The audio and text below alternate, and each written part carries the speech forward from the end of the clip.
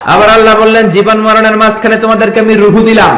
এই রুহু কেউ দেখে নাই, রুহুকেই ছুতে পারে নাই, ধরতে পারে নাই। রুহুর সাইজ কত, ওজন কদ্দুর, কালার কি জানেন আপনি? দেখছেন কেউ? রুহু দেখা যায় না। আমার দাদা মরে গেল, দাদি মরে গেল, আমরা পাশে বসা, উড়াল দিল রুহু। নানা মরে গেল, নানি মরে গেল, পাশে বসা, উড়াল দিল রুহু। কোন দিক দিয়ে বের হলো, কেমন করে বের হলো, সাইজ কতটুকু, ওজন কতটুকু দেখা যায়? আওয়াজ করে বলবেন দেখা যায়।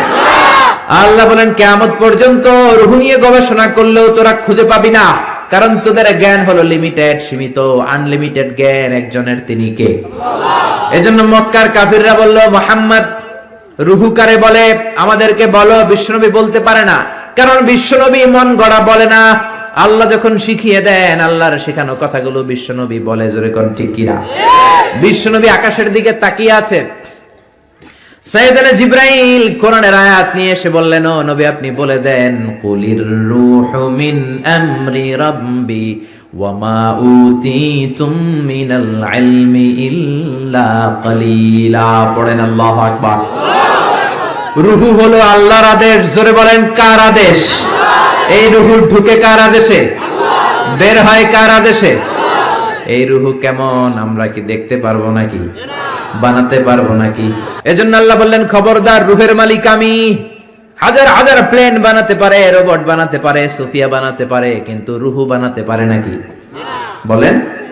বিশ্বনবী বললেন কুলির রূহু মিন আমরি রাব্বি। রূহু হলো আল্লাহর পক্ষ থেকে আদেশ। আল্লাহর আদেশে আসে, আল্লাহর আদেশে চলে যায়। কেউ এটা বের করতে পারবে না। আমেরিকার এক বিজ্ঞানী কয়, আই হারুন, আমি পারবো। কিন্তু বছরের পর বছর গবেষণা করেও রূহু পায় না, রূহু খুঁজে পায় না। রূহুকে আসলে পাওয়া যাবে? জোরে বলেন। আল্লাহ তো বলেই দিয়েছে তোমাদের জ্ঞান লিমিটেড। ওমা উতিতুম মিনাল ইলমি ইল্লা কালিলা। রূহুর মালিক আমি, খুঁজে পাবা না। সে কয় আমি পামু, রূহু আমি ধইরা ছাড়ু, রূহু আমি আবিষ্কার করে ছাড়বো, নোবেল প্রাইজ আমি পাবো, নোবেল লরেট। কিন্তু গবেষণা করে মরা মানুষের পাশে বৈশা থাকে সারা রাত, হঠাৎ মরা মানুষ মইরা বেচকি দেয়, কিন্তু রূহু খুঁজে পায় না। সুবহানাল্লাহ পড়েন।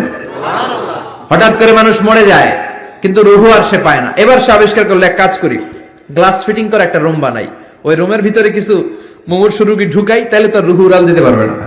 গ্লাস ফিটিং করা, টেম্পার্ড গ্লাস, সীসা ঢালাই করা, ওটা দিয়ে কিছু বেরোতে পারে না, বুলেট প্রুফ গ্লাস। এবার আইসিইউ থেকে মুমূর্ষু রোগী আনা হলো। আইসিইউ চিনেন তো, যে ইন্টেনসিভ কেয়ার ইউনিটে অক্সিজেন দিয়ে রাখে। মেডিকেল টিমের প্রধান বলে, ইউনাইটেড স্টেটস অফ আমেরিকার মেডিকেলের প্রধান কয়েক গ্লাস ফিটিং করা রুমের ভিতরে ঢুকানোর পরে রোগীর পালস মাপ দেখে, পালস আছে মানে বেঁচে আছে। পালস চিনেন তো, ওই যে ধপ ধপ করে, জন্মের পর থেকে অলিন্দ নিলয় আছে না নাই, সিস্টোলিক ডায়াস্টোলিক আছে না নাই। এটা না থাকলে বাঁচবেন কি হইবেন? ঠুস হবেন। হায় রে মানুষ রঙিন ফানুষ, দম ফুরাইলে তবু তো ভাই কারোরই নাই একটুখানি। হায় রে মানুষ রঙিন ফানুষ, রঙিন ফানুষ, হায় রে মানুষ। আল্লাহু আকবার। রূহু খুঁজে পাওয়া যাবে না। রূহু ধরার জন্য গ্লাস ফিটিং করা রুমের ভিতরে মুমূর্ষু রোগী ঢুকানো হলো। চেক দ্য বিপি, বিপি মানে ব্লাড প্রেশার মাপো, ওকে। চেক হিজ ওয়েট, ওজন মাপো। ওজন স্কেলে শোয়ানোর পরে মুমূর্ষু রোগীটার ওজন দেখা গেল 80 কেজি। কয় কেজি? সবাই বলেন কয় কেজি? এবার মেডিকেল টিমের প্রধান বলে, গ্লাস বন্ধ কর, অক্সিজেনের মাস্ক খুলে নে। সবাই বলল অক্সিজেন খুলে ফেললে মরে যাবে। মেডিকেল টিমের প্রধান কয় মরুক, না মরলে রূহু পামু কেমনে? আমার রূহু লাগবে। কি লাগবে?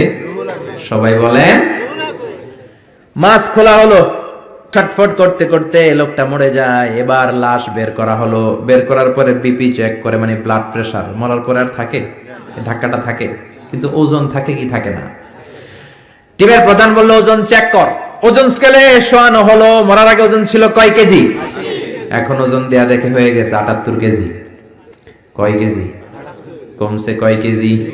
টিমের প্রধান কয় পাইছি। কি পাইছেন? কয় ওইডা। কয় কোনডা? কয় রূহু। কেমনে পাইলেন?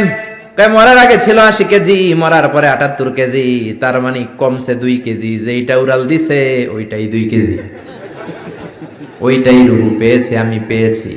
কিন্তু বিজ্ঞানীদের নিয়ম হচ্ছে একটা এক্সপেরিমেন্ট করে আপনি ফাইনাল জাজমেন্ট দিতে পারবেন, আরো নমুনা সংগ্রহ করতে হবে। আর একটা মুমূর্ষু রোগী ঢুকা, বিপি চেক কর, বিপি আছে, ওজন মাপ, ওজন 70 কেজি। দ্বিতীয় মুমূর্ষু রোগীটার ওজন কয় কেজি? কথা কয় না, কথা কয় না, কয় কেজি? 70 কেজি। ওইটারও মুখোশ খুলে ফেলা হলো, অক্সিজেনের অভাবে ওই লোকটাও মরে যায়।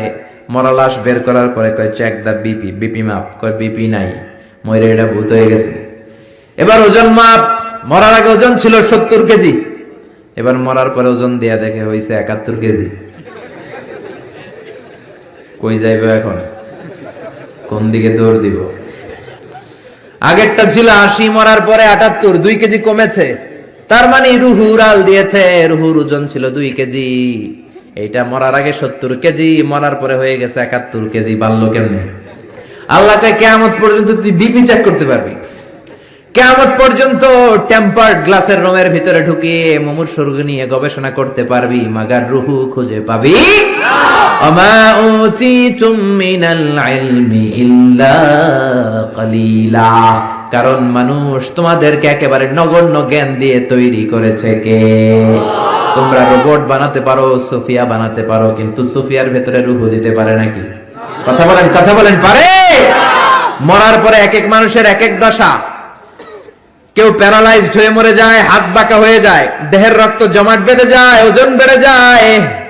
আবার মরার পরে অনেক লোকের হাতের ঢিলাগুলো ছেড়ে দেয়, জয়েন্ট গুলো ছেড়ে ঢিলা হয়ে যায়, ফেসফেসে হয়ে যায়, দেহের ভিতরে জমে থাকা গ্যাস গুলো বের হয়ে যায়, ওজন কমে যায়। ওজন বাড়া কমা দিয়ে রুহু বের করা যায় না, রুহুর মালিক কে?